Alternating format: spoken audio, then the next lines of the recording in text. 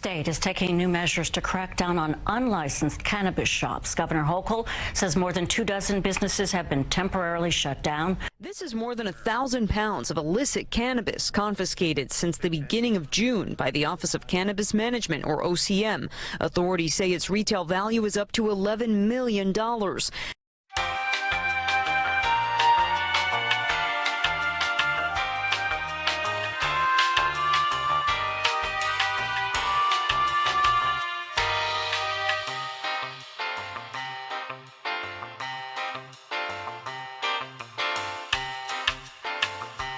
We good. Obviously, you guys are covered already, so you know. That COVID gotta be like this. Right. Oh yeah. Do you guys live in LA? Nah. Oh, you live where? We live in the south side of Brooklyn. Yeah. Where? South side of Brooklyn.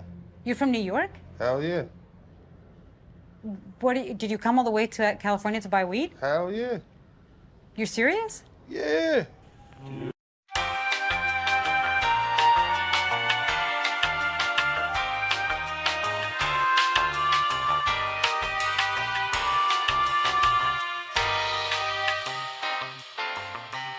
Things that can take you down the rabbit hole. You don't think of edible pot.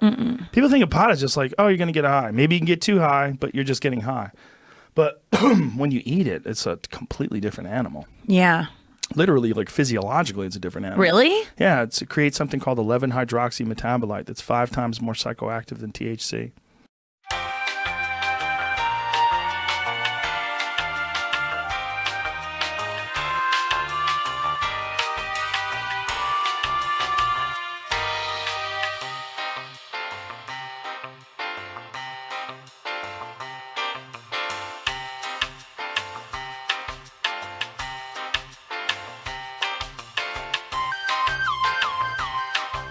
In any case, MS-13 have created a brand that has real sticking power. Everyone's talking about tiburon, and everybody wants to know what's in it. The downside for the user is that they have no idea what they're getting. And as with any chemically altered weed, they could be signing up for a lifelong addiction. And knowing is half the battle. What?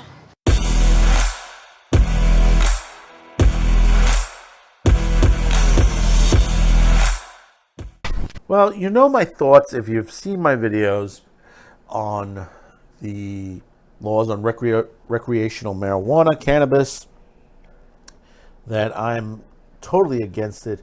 When it comes to medical, medicinal medical marijuana, there still should be some more research on it, but that is where we should be legalizing it at this point. But you know, we have to tread lightly on that and be very careful because we still do not understand, you know what they're putting out on these streets now, because it has been a danger. You know, they're out there, and New York State legalizing it has been a just total dumpster fire. You know, they have allowed this to get out of control. It's the fault of our governor, our mayor, and everyone in between that is involved with this. You know, they expected to make money on this, and they're not going to. If anything, it's going to come down to making it similar to what Montana has been making, which is, you know, a couple $1 billion a year. You know, they wanted $1.3 billion a year, according to, and this was back in 2018. Now you're up to $1.25 billion over the next 6 years. And there are editorial boards that have been writing this up and basically saying, hey, listen, this shouldn't have not been legalized. It should not been. You know, the illegal trade has taken over completely, and there's no stopping them. You know, there are times where, you know, you've had these raids where they've gone into smoke shops, and all they've done up, and you see with the picture here, is thrown up a sign on there that basically, they've been taken, the cannabis has been seized on here. Note that if you're buying, it's illegal, but the store is still open. It's still open. They haven't shut them down. And then you also see the edibles. You had 3 bakeries shut down by the same company for selling edibles illegally. And we know the situation with children. They cannot eat this because basically it is a danger. I mean, Joe Rogan says the intensity of the THC in a lot of these edibles are a danger. And this comes from a guy who does smoke pot all the time. If the pot smoker is telling you, yeah, it's a danger, it's better to listen to them because they know better. Because this pot is not the 1970s pot that your parents and grandparents were smoking. But before we get into this article out of the New York Post, I just wanted to take this moment to thank all of you for clicking on this video. If you haven't yet, hit that like, share this video with friends, family, enemies, and hopefully today I've earned your subscription. And for those of you already subscribed, please make sure you are still subscribed, as YouTube tends to remove subscriptions from time to time. And remember, if you wish to help support this channel, there are several links in the description below, including a merch shop with new anime themed shirts and mugs now available. Once again, thank you for your support, and make sure you hit that notification bell to make sure you receive all our notifications on Q2Cast TV and all of our programming across all of our social media platforms. Thank you once again. This is from the opinion editorial board over at the New York Post. Pot revenues up in smoke, another Albany weed fiasco.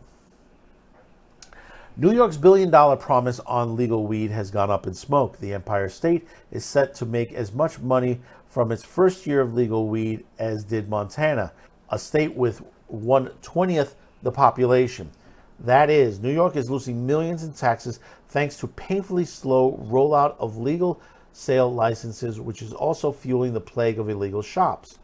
And while its take is likely to grow as Albany belates gets it less wrong, the estimate tax hike has dropped from then Governor Cuomo's late 2018 guess of $1.3 billion a year to now Kathy Hochul's projection of $1.25 billion over the next 6 years.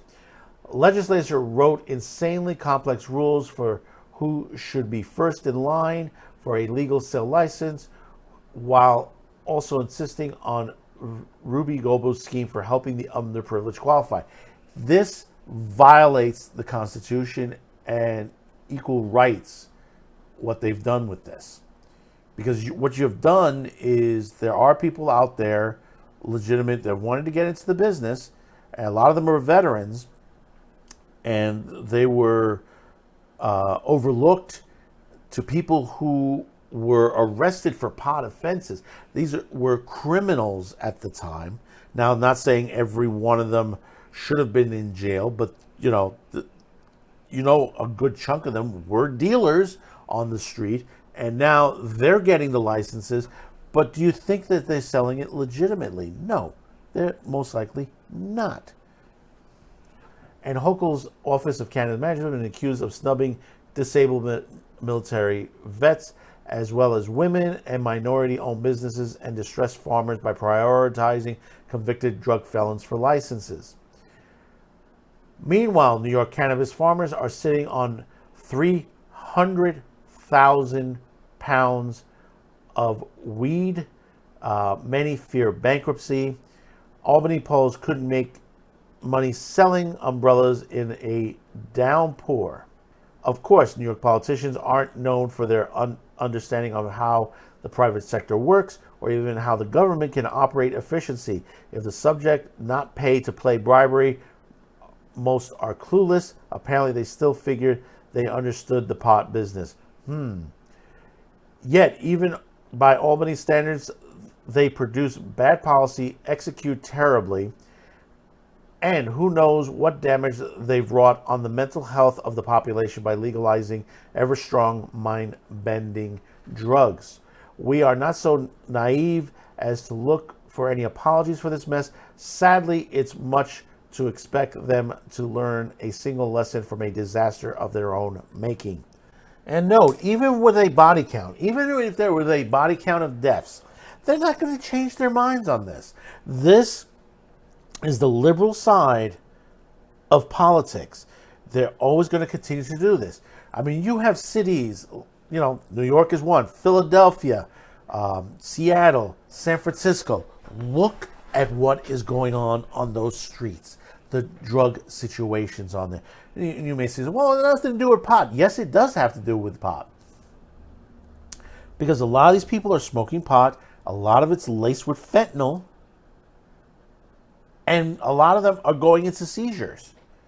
And now that they're mixing it with animal tranquilizers, you got people out there that are just literally, their bodies are, the skin is burning away, looking like something out of a zombie flick from George Romero. This is the same city. This is the same liberal ideas that had off-track betting. Do you know what OTB? I don't know if any of you remember that OTB. How much, they ran that into the ground. Basically, what that was you can go to a certain store. Basically, it was if you wanted, instead of going to the horse track, you were able to place your bets at these particular locations throughout the city. And you go in there, you pay. But the way they were mismanaged, I mean, just literally, like I said, New York State ran this into the ground. And now they want to do this with marijuana legislation. They try to take this recreational marijuana, they try to legalize it, but they're going to run this into the ground as well. But the difference is here, people will end up in hospitals or end up in the morgue. And people say, well, no, that's marijuana. No one's ever died. No one that we know of. And if they're sprinkling fentanyl on top of marijuana and increasing the potency, remember, they have increased the potency. On a regular marijuana smoke, you're looking at 30 to 50% increase of THC than it was back in the 1970s. And it's about 90% in the edibles. This was reported by Joe Rogan. Joe Rogan has said this. It has been a danger when it comes to edibles. You got to be careful with the edibles. You could end up getting very, very sick. And we've already seen that. We've seen that from news reports on there. We've seen kids trying to give edibles in schools and they end up in the hospital immediately. So tell me in the comments below your thoughts about this. Because, I really, truly want to hear about this. And, I always keep hearing from, especially the guys in BitChute, comments lines on there and the subscribers that, this is all bullcocky. This is, faked on there. Understand, take the moment, look this up. This is not fake news. This is not misinformation on there. CDC is already looking into these situations. Okay? Most of the states that are on rollouts have failed. California has failed. Seattle has failed. Colorado has failed. And New York has failed. New York has failed the fastest within the first couple of months. So once again, please comment. Don't forget to share this video. Hit the like, notification bell. And hopefully today is the day I earn your subscription. So until next time, thank you for tuning in and bye-bye now.